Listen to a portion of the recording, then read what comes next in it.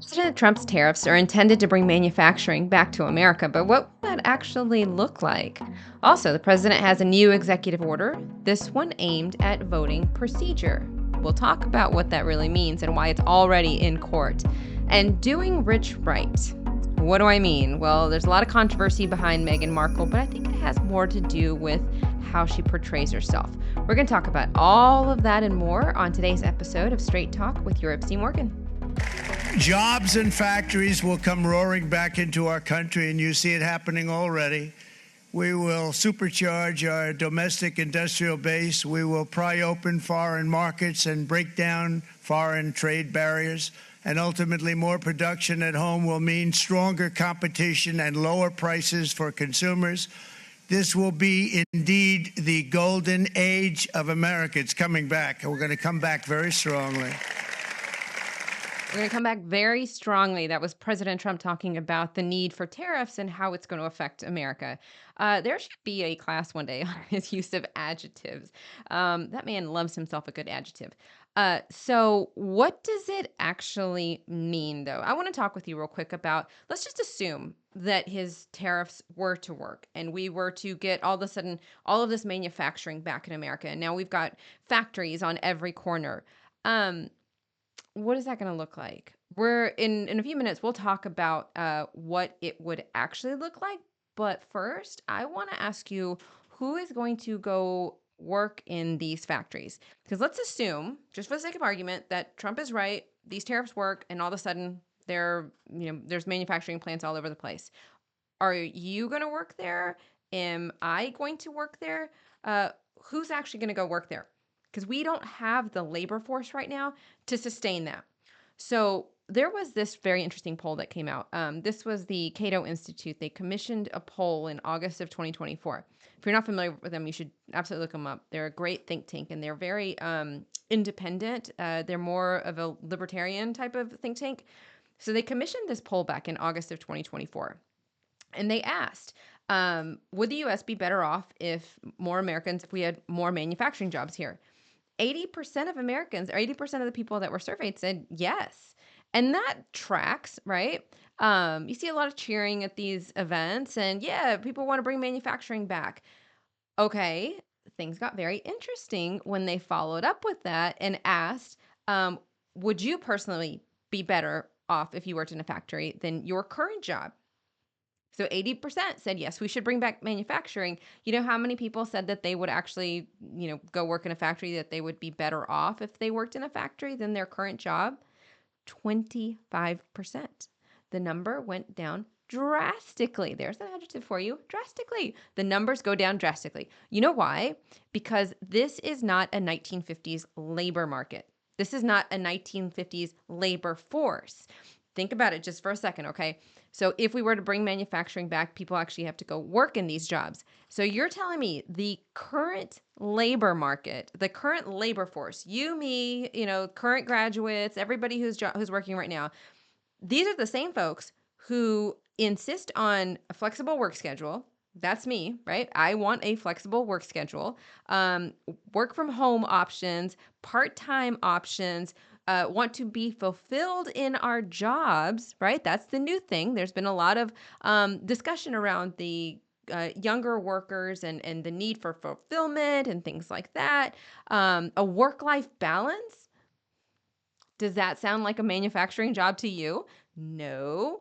I think that what we would encounter is a shortage of people who actually want to go work in these factories if we were to bring them back. As a matter of fact, there was from the U.S. Bureau of Labor Statistics. I had to look this up because I thought this was a pretty outstanding number. Did you know there are currently 500,000 open manufacturing jobs in the U.S.? And that's with apparently very little manufacturing going on in our country. So if you were to bring back all these factories and open up all these jobs, we have 500,000 that we're already not doing. What are we going to do if you have all of these other plants come back? Where's the labor force going to come from? It sure as heck isn't going to come from the same people who are saying that they want a work-life balance and a work-from-home option. Think about it. You can't do manufacturing working from home. That's not how it works. You want to be fulfilled in your job. I don't know how you're going to do that if your job is to do the same thing over and over again on an assembly line. In a moment, we'll talk about how the change in what that job will actually be. It may not be an assembly line, but let's just, use that for an example. So there was this funny skit that came out a couple of years ago. Dave Chappelle, I think it was a stand-up actually. Everything that he does is hilarious. But in his stand-up, he talked about bringing back manufacturing, and he kind of like talked about this same reality as well. And he said, "I want to wear Nikes. I don't want to make Nikes." That's most Americans. Most Americans don't want to be in a factory building our own shoes, making clothes, building washing machines, building cars, even to an extent. Those are simply not the types of jobs that Americans, in large part, are interested in doing. Um, as a matter of fact, I want you to hear this clip. This comes from Brian Panebecker. I hope I'm saying his name right. Retired auto worker union from, excuse me, retired auto worker from Michigan. Listen to what he had to say during this rally. I have watched my entire life, I have watched plant after plant after plant in Detroit and in the metro Detroit area close. There are now plants sitting idle. There are now plants that are underutilized. And Donald Trump's policies are going to bring product back into those underutilized plants. There's going to be new investment. There's going to be new plants built. And the UAW members, and I brought 20 of them with me, they're sitting right over here. We support Donald Trump's policies on tariffs. I mean, look, I don't disagree that there needs to be more manufacturing in America. During COVID, we found out how detrimental it is to be completely reliant or overly reliant on foreign imports. During COVID, we couldn't even make our own masks. Remember, we couldn't make our own gloves. We didn't have the plants. We didn't have the manufacturing capability to be able to make the things that we needed in a crisis situation.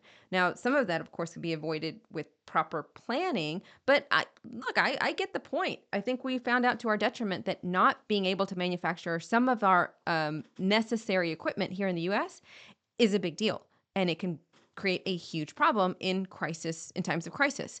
However, as much as I want to believe that if we were to bring back all of this manufacturing, that there would be people willing to take those jobs, the reality is that there are simply not enough Americans, I think, who want those types of jobs, who have that same mentality and who would be willing to do those types of jobs. It's not feasible. It's not realistic anymore. And I'll give you an example. H-2B visas. So those are the temporary worker visas. There are only 66,000 of them allotted every year, which is we could talk all day long about how we need more H-2B visas, but these are the types of jobs they're temporary, they're seasonal. You have to get a visa to come over, and on the Eastern Shore in Maryland, they are incredibly useful. This is one example, right? So on the Eastern Shore, there is the seasonal crab picking time, right? So you have these big crab plants, and they're these crab picking plants, but they cannot find Americans to do this work. And so they have to get these visas. They bring people over. A lot of them come from Mexico or even Central America, and they're there for several months. They make their money, and then they go home. As I said, there are only 66,000 of them nationwide. And when I tell you that there is a whole system for trying to get these visas, and the reality is that, like I said, we could talk all day long about the need for more visas, but what it really means is that there are not enough Americans who are willing to do these jobs. And it's not just crab picking, it's everything from crab picking to landscaping to construction. These types of temporary seasonal jobs, and when I say temporary and seasonal, I don't mean like 3 or 4 months. Some of these can be, I mean, it could be like the majority of the year. And there are not enough Americans who are willing or want to do these jobs. And the process that employers have to go through in order to even get any of these visas are prime examples, the prime evidence of the fact that Americans are not interested in large part in doing these types of jobs. So one of the things, if you're an employer and you're going to apply for one of these visas, you have to prove that there are not enough domestic workers to do this job.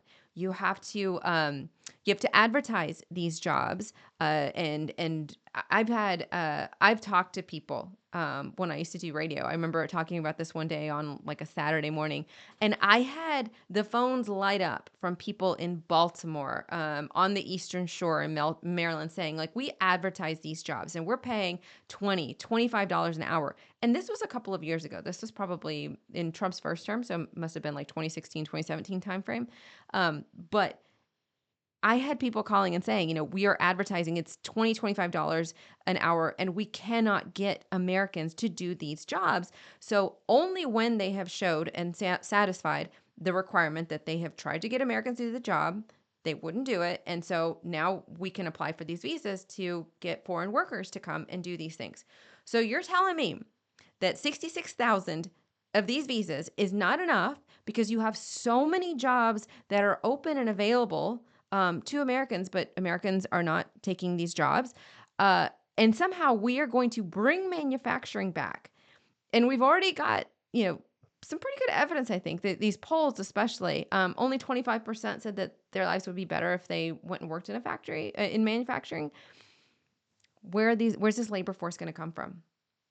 I think that the American mindset has drastically changed in terms of how we are approaching the types of jobs that we do, but also what we want from our jobs. So even if Donald Trump is successful, I think it's going to be very difficult to scrape up the type of labor force that we would need to do these jobs. Now, what would those manufacturing jobs actually look like? We'll talk about that in a second. If you're enjoying the show, make sure that you subscribe to Straight Talk with Yuripzy Morgan on YouTube at Y Morgan Show. Also, you can find us on iTunes and Spotify. I swear I'm not that old, but I had a teacher in elementary school that I remember telling me about the first time that he saw a vehicle. But I swear I'm not that old. And he actually jumped into a ditch because he was so scared he didn't know what it was. I think he just was from a very, very rural part of the country. 'Cause I was born in the early 80s, mid 80s, so I'm not that old. But uh, everybody has vehicles are ubiquitous. They're affordable for the most part, right? Things like TVs, washing machines, appliances in our homes. We forget that 40, 50, 60 years ago, these were not things that were in every home. What allowed us to get to a point where everybody can buy these things? They are affordable. Why are they affordable? Well, because the cost of making these items was decreased dramatically. And when they decreased dramatically, then companies can sell them to people. We buy them, and now we all have a washing machine, and we all have, a TV in our house for the most part. So, what do I mean by that? President Trump is part of his policy is, of course, bringing manufacturing back in America, and we're all going to have these jobs. But as I was just wondering, who's gonna go work in these factories? Because apparently, 75% of Americans are saying, "Not me." Okay, well, what is it going to do to the cost of these items? And according to President Trump, companies are not going to raise their prices, or they're still going to be affordable. But I am not President Trump. Let's have an honest conversation here. All right. I know that there's a lot of talk about corporate greed and well, the reason that things would be more expensive is because of corporate greed. But let's think this through for just a second. So, if you are going to produce a product, well, actually, let me start here. I have no problem with businesses making money. Neither should you, because if businesses don't make money, then how do they pay their employees? This is not like government, right? Government just gathers your tax dollars and then spends it. So it doesn't matter to the government, right? If they're putting out a good product, I mean, come on, they haven't been putting out a good product for a while, and they're still bringing in money, right? Businesses don't work that way. They either have to sell their products or their services at a profit and make money, or they don't and they lose money. And then that's when they go bankrupt and they close. So in America, we have set certain standards for what we expect in the workplace. And I think that's great, right? We have organizations like OSHA that say, no, you can't do X, Y, and Z. Yes, you must protect your workers. And we've all collectively decided that is a good thing. minimum wage laws. Minimum wage laws where we say that we are going to pay an employee X amount of money. In Maryland, our minimum wage is $15. They're talking about increasing it to $20, $25 an hour. What does that mean if you are a business then and you have a short profit margin? I think a lot of people don't quite grasp it, or a lot of our politicians seem to not quite grasp what that means. If you are a business and it costs you, say, this much money to make a product, and you can sell it for, say, this much money, right? That's how much Americans are going to buy it for. Your folks are going to buy it for. That in between is the profit margin. The more it costs you to make it, the less money you make unless you raise your prices. That is just, it is very basic. And so in a country where we have said we have set minimum wage laws, we have set rules and regulations, right? You're not going to be working 15 hours, in a sweatshop. That's illegal in America. And I'm not saying that that's good anywhere else. I'm just saying that there is a reason why things became less expensive. If you bring them back to America, and we decide, all right, now we are going to manufacture everything at home. Okay, well, you also have to compete with the politics of our labor laws. And so, will it make things less affordable? Probably. It will probably, and it will most certainly raise the prices of goods.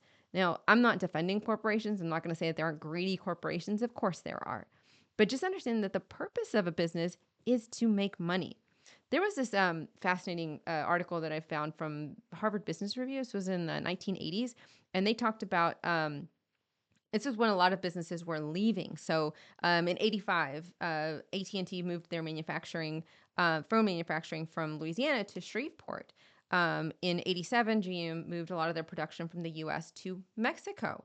But they highlighted another business, Eastman Kodak. In 1985, their sales dropped 31%. That's a massive drop. The next year, however, they went up 9%. The next couple of years, they went up 9%.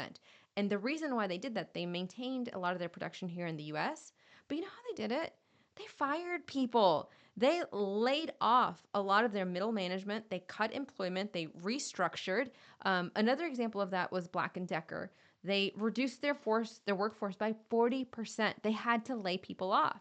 And then, of course, there's the whole, the advent of AI and robotics, engineering. So in General Motors, automation. That's the word I was thinking of. Automation. General Motors. Did you know that right now General Motors has more than 13,000 robots in their manufacturing plants? So even if we were to bring a lot of these jobs back, a lot of these factories back in the US, I do think that it would make things more expensive just because of the practical nature of our labor and employment laws, right? You set these rules, companies have to abide by them. They will raise the cost of making these products, which will then raise the cost of buying these products. But then there's also the reality that a lot of these jobs, while a lot of these factories may come back, you may find that Americans don't want to work in these factories. And maybe some of the jobs that were available years and years ago in factories are not available anymore because you got an AI robot next to you, because they don't file workers' comp claims, because they don't have the same labor and employment laws, because there are not the same concerns and they could be faster or more efficient. And so I understand what the president is saying, or I think I do. It seems, and I understand the idea that we want to bring back a lot of these things to America. But the reality is, in this current workforce, I just don't know who you're going to find to fill these roles. And the nature of employment in America has changed dramatically. So that leaves us with a question then, even if these tariffs work, is that really what Americans want? I'm in the car a lot, and to keep from being bored, I just listen to stuff on iTunes and Spotify. And now you can catch this show. You can subscribe to Straight Talk with Yuripzy Morgan on YouTube at Y Morgan Show, but you can also find us on iTunes and Spotify. While Donald Trump's latest executive order is probably unconstitutional, it's not racist. This latest executive order has to do with U.S. elections. So he signed an executive order, I believe this was last week, and it has to do with requiring proof of citizenship to register to vote in federal elections, and also things like demanding ballots to be received by Election Day. So already folks are suing. 19 states have filed a lawsuit, including Maryland, which I knew we would because that's what we do. At this point, I think our attorney general does more. He sues Trump more than he does anything else. That's like his thing now. But uh, let's and let me just back up for a second. The reason I say that it's likely unconstitutional, let's just go ahead and get this out of the way, is not for any political reason. It's because of the Constitution itself. States have the primary authority to set the time, place, and manner for elections. So this will probably qualify under that. However, let's talk about the merits of this, right? So one of the things that he wants to do is he's demanding that the ballots be received by Election Day. He's not saying no mail-in ballots. He's just saying that the ballots should be received by Election Day. I actually don't hate this idea. So because, like I said, the states get to set the time, place, and manner for the elections, that is in the Constitution.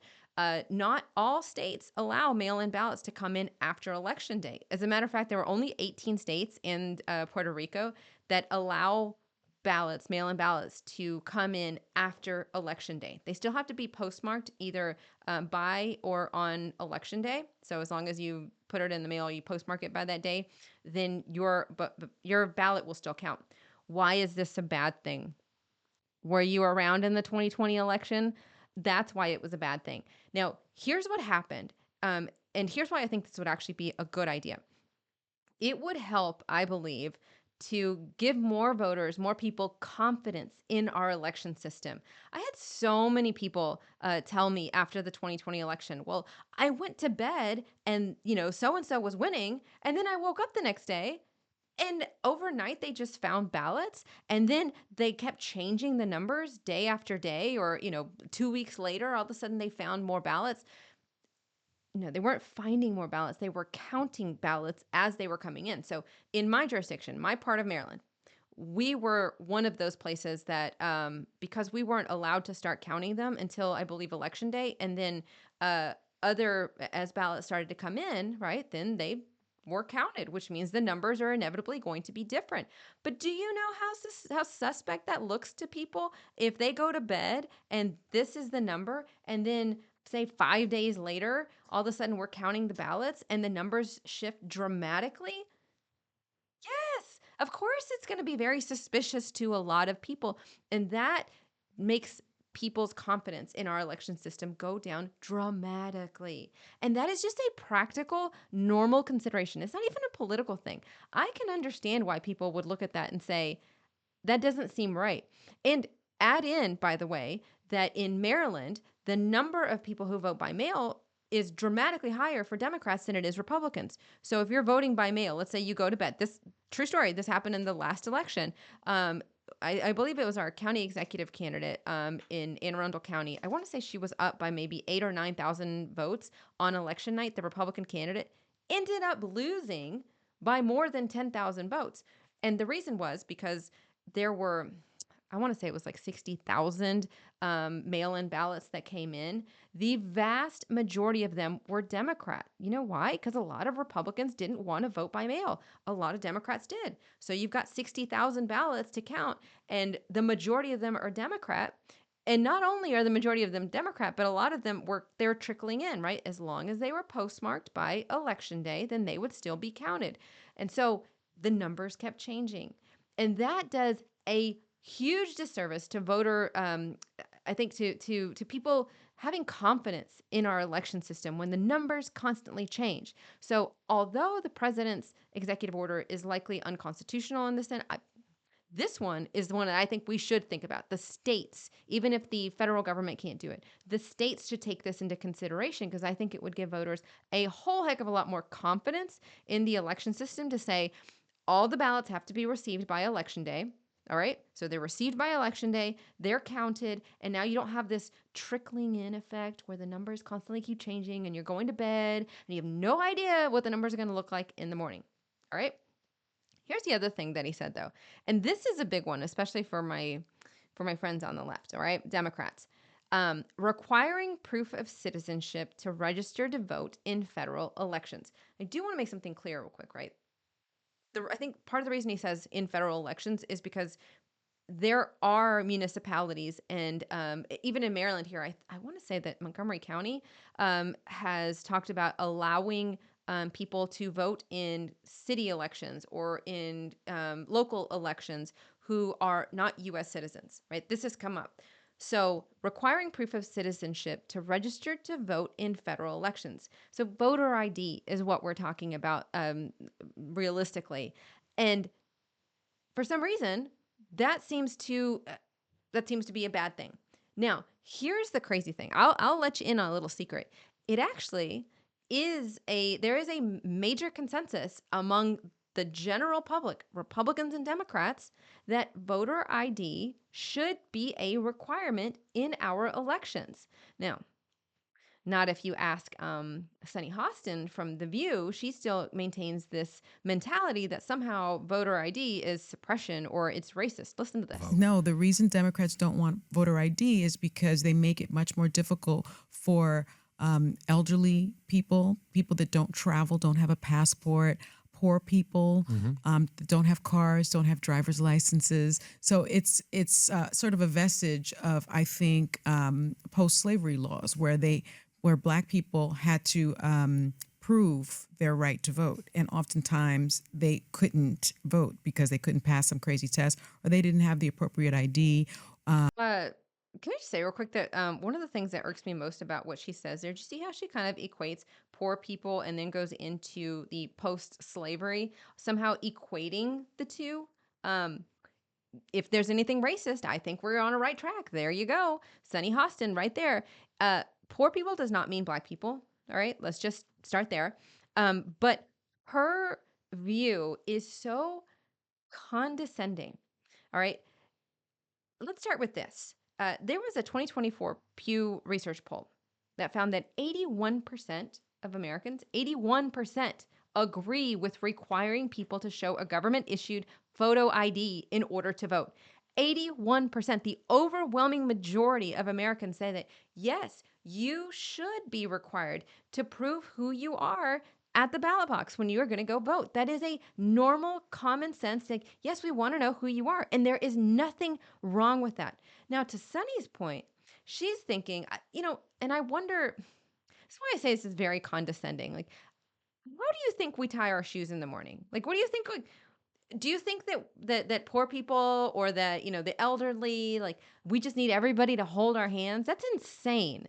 So think about how condescending that is. If you don't have an ID, a government issued ID, guess what else you're not doing? You don't have a bank account. You cannot rent an apartment. You cannot buy a house. You're not going to get a job without some sort of government identification. You're sure as heck not driving a car.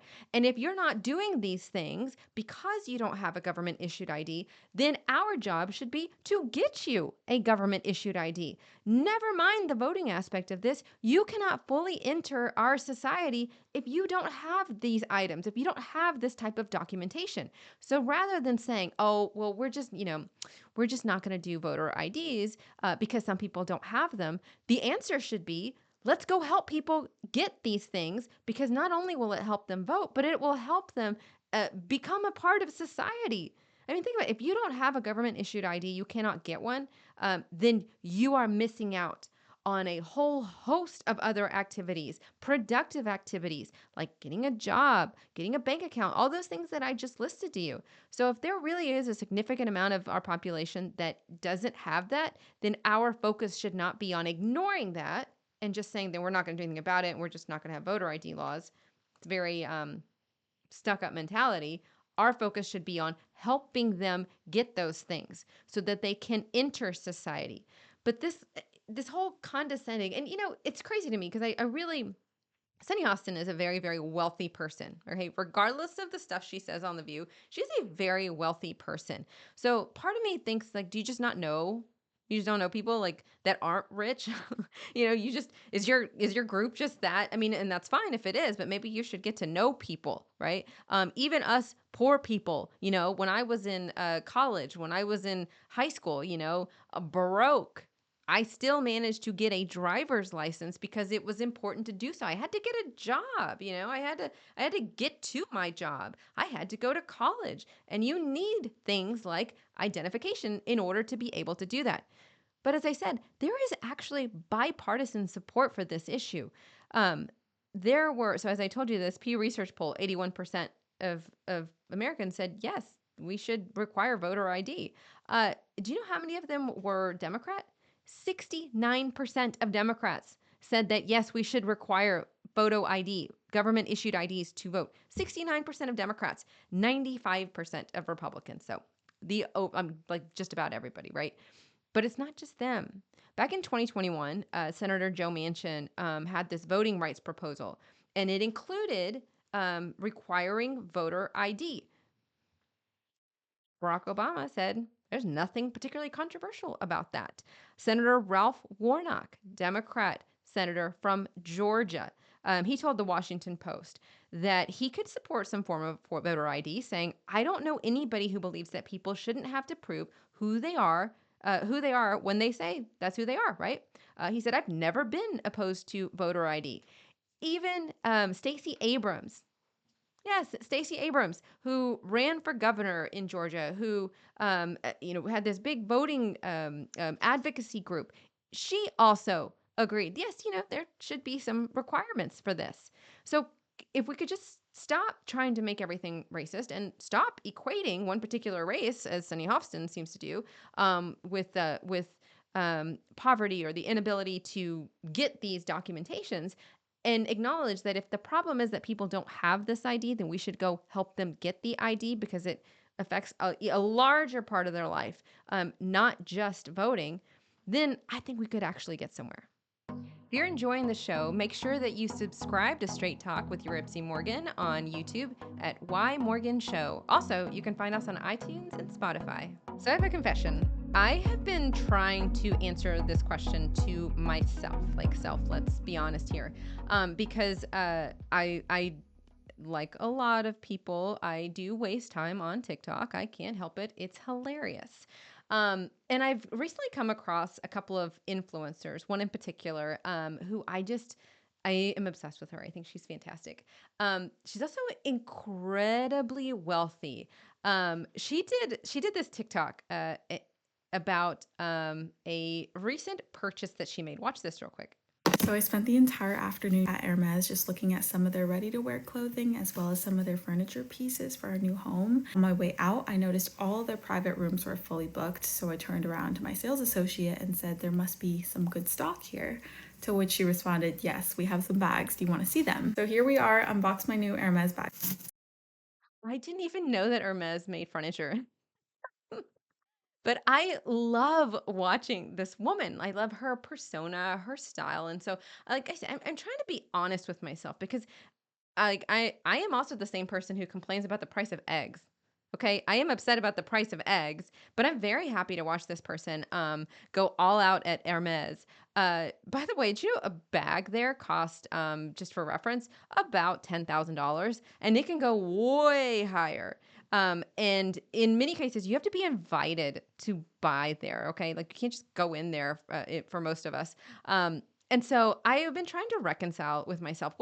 What is it about me, and why has she become so popular? Because it's not just me. This woman apparently started a TikTok this year, so just a couple of months ago. I want to say it was like February when she started this. She has over 1 million followers, and she's not a celebrity. But what she is doing is taking people behind the scenes of her extremely rich lifestyle. And she's also not, she's very genuine about it. She talks a lot about her parents and the work ethic and the business that they built and then what they passed on to her. A lot of it is really, really entertaining and very, very interesting. The type of business advice, the about working in a business environment that she gives, I think is super practical and very, very useful. But aside from that, I want to know what's in her house. It's like going back to, you remember that show Cribs, MTV? That show was wildly popular. You know why? Because we want to know what's in your house. I want to, like, that is not my lifestyle. I could never spend $10,000 on a bag. Are you kidding me? But she does it and it's no big deal. She did one recently about, like what her fiance got her for Valentine's Day, like more than most of us, more than the cost of our houses. But yet it is so fascinating. And I was watching her though, and this is where I had to kind of have a conversation with myself. And I'm like, yeah, but how come you like her, but other folks, like let's say Meghan Markle? What's the issue with Meghan Markle? Watch this. This is from her recent, I think she's on Netflix. She has this new show. Watch this. You see where our rainbow is coming together here? And you don't have to do a big platter of this. You could do this with one small row for your kids for breakfast, genuinely, and it makes the morning a lot more fun. But can I just show you if you just made one? Please, yes. Just a little morning plate. So why does that grate my nerves? But watching somebody like open a bag that is worth more than my undergrad degree, like why does that not bother me? Oh, I'll tell you why. I think I figured it out. It's because of the genuineness factor. Like, I saw this other TikToker who was talking about this, and her viewpoint I think really, really resonated. Was that I like seeing rich people do rich right. Like if you are stupid, stinking wealthy, and you're willing to tell me about it, I want to see it. Take me behind the scenes, like I want to know what's in your closet. The girl that I showed you in the beginning, there was one where she talked about an apple that came in a crate, and she had 50 of them in her refrigerator. She walked into her refrigerator. So now I've been thinking for the last few days, like, what's your refrigerator look like? I want to see this, right? The issue with Meghan Markle, though, and I know she gets a lot of hate, and a lot of people say, oh, well, it's racism. It's For my part, it is not racism. It is a lack of authenticity, right? And it's like she is trying to be relatable, but she's not relatable. And I don't want her to be relatable. You are a literal princess, or was, right? She was a duchess and then she gave it all up, but still. I mean, in American terms, you're still royalty. And that's what I want to know about. I want the MTV Cribs version of what she is doing. I don't want her to try to explain to me how to do a rainbow, like a fruit rainbow. First of all, that came out on Pinterest like 10 years ago. Everybody was doing this 10 years ago. And second of all, my kids would eat like one thing on there, and then I would be very upset about all the time and money that I spent making this flippin' rainbow thing. Why was it okay when Martha Stewart did those kinds of things? Because all she did. Martha Stewart she was like a goddess in the kitchen. Martha Stewart could tell me, to fry a chicken outside in 30-degree weather, and I would do it because it's Martha Stewart and the woman has proved herself. I know that what she says is going to taste good in the end, right? Meghan Markle doesn't have that type of credibility with cooking and lifestyle and things like that. And she keeps kind of bouncing around when I think the reality is that, being authentic about what made you popular, which is being royal, that's what people want to hear. Now, I understand that if you don't want to share that part of your life with Americans, that's fine. I mean, your privacy is your privacy. But understand that that's what people want.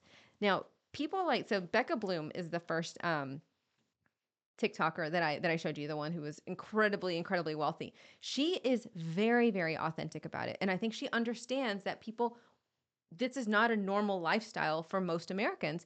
And if she's willing to show us, apparently over 1 million of us are very curious about what's in this woman's closet, how she's planning her wedding. This apple that came in a crate. You got to go see this TikTok, and it's like a big, big crate, like for an apple, and it is a massive apple. Who even knew that these things existed? Have you ever gone into a store where you have to have a personal shopper invite you to come in and then spend gobs of money? I have never, and I would never. I would die. Like I'd get anxiety thinking about spending that kind of money because it's just not my lifestyle. But I am very curious, and she is very authentic about it. And I think we do a massive disservice when we look at somebody like Meghan Markle and automatically say, "Oh, the only reason that people don't like her is because she's black, or because there's racism involved. And I'm not going to tell you that racism doesn't exist. Of course it does. I mean, globally it exists. In America it exists.